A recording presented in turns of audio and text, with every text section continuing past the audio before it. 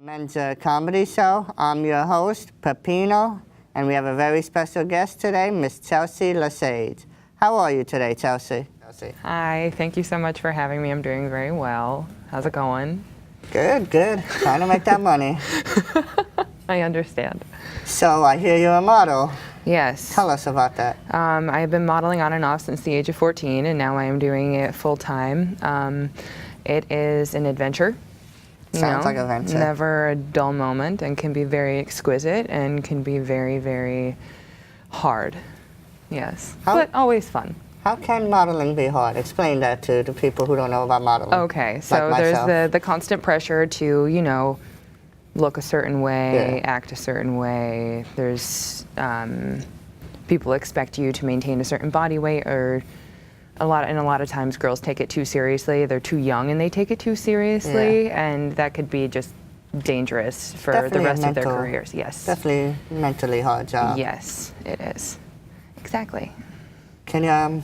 I was thinking about modeling. You know if Baby Gap is hiring? Yeah, I think you'd be perfect for Baby Gap. I thought of that the first time I met you. I was like, put that man in a diaper. It'll be really great. Maybe Oscar Spagas. Yes, or you could be like the new Gerber baby. That'd be nice. Yeah, yeah. You have a bright future ahead of you with that. I think modeling is something I might consider. Yeah, I'll talk to my manager. I'll let you know. Definitely.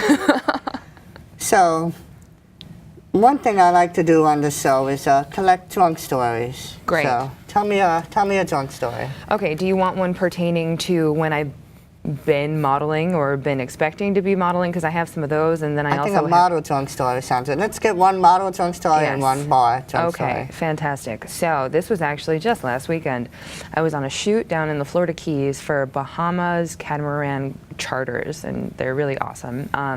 And they are trying to sell this new beautiful yacht, and so they had me come down, and I'm just standing out on the bow, and we're sailing in the middle of the Atlantic, and it was absolutely gorgeous, and my job was so easy. They just were like, keep drinking champagne until we get the shot.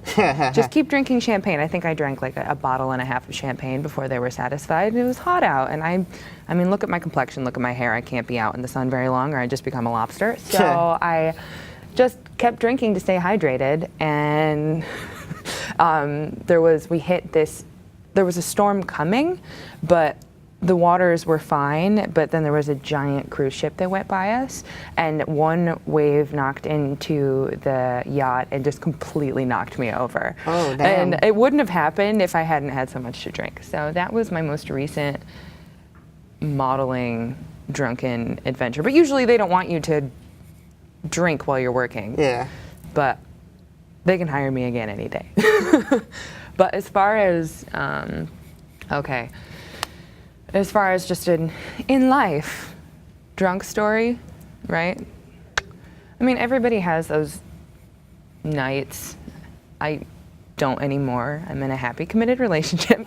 But everybody has one of those nights where they just have too much to drink, or they mix too many liquors, and you know, Johnny, what's his name, at the end of the bar starts looking really, really good, and then you start to have that conversation with him about like, let's go home together. Where do you want to go? So there was one time where I didn't have access to my apartment because I was living on Roosevelt Island, and the F train wasn't working and the tram wasn't running because it was like 5 in the morning, and he couldn't get into his apartment because he had friends crashing in his bed. And so we were like, what are we gonna do? And of course, not thinking coherently, we were like, oh, let's go do it on the 59th Street Bridge. Sounds great. So that was not my brightest moment, but I'll never forget it. Sorry, fellas, he's in a relationship. Not with that guy. No. Yeah. Okay, well, let me tell you a drunk story of mine. Great. Back in the day, I used to work in a gay bar. I'm straight, by the way. Am I going to need a drink for this? Probably. I was working in a gay bar, and actually, this might have been before I started working there, but okay. And I got there's only one bathroom working that day. The other bathroom wasn't. So I ended up getting drunk at a Spanish bar, walked to my friend's house, then, and my friend's house was underneath, was above the gay bar. So I stopped at the gay bar first to take a piss, to have a drink, and to take a piss. And the next thing I know, I woke up in my friend's house at 5 in the morning. Like, how did I get here? Great job. And then I heard through the grapevine that I passed out underneath the toilet with the doors locked, with one bathroom not working, so people had to leave. They had to use the bathroom. People had to leave Eventually, or pee they had in to the sink. jimmy the door, and they found me half naked under the sink.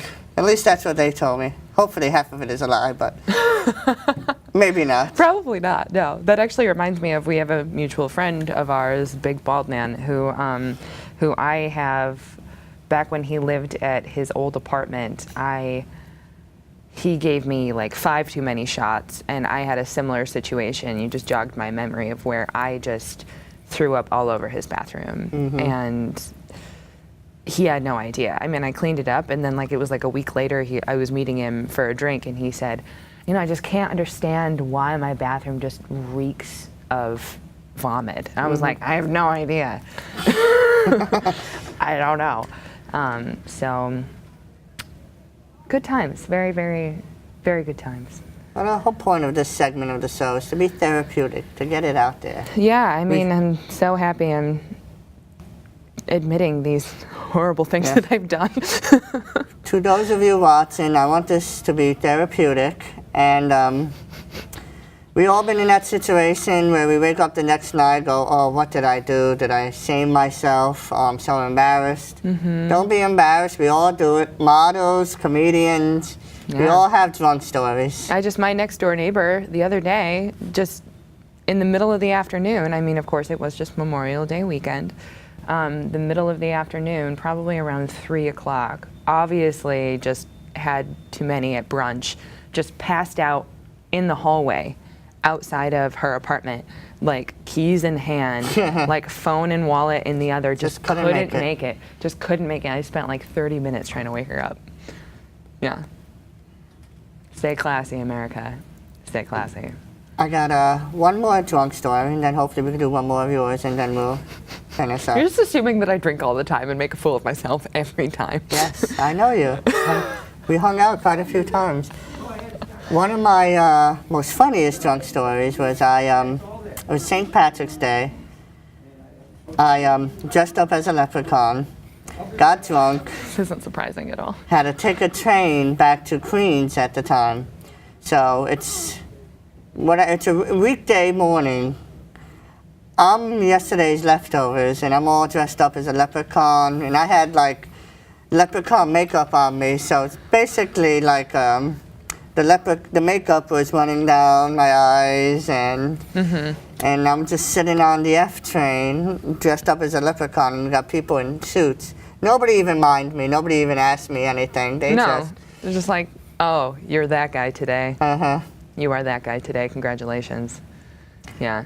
So do you have one more story you'd like to share? I do. I was in college, and it was my last week of college. And instead of going to my final exam for my history of religion class, 2 of my best girlfriends and I decided, let's just buy 2 big bottles of Tanqueray and go to Central Park and just drink it.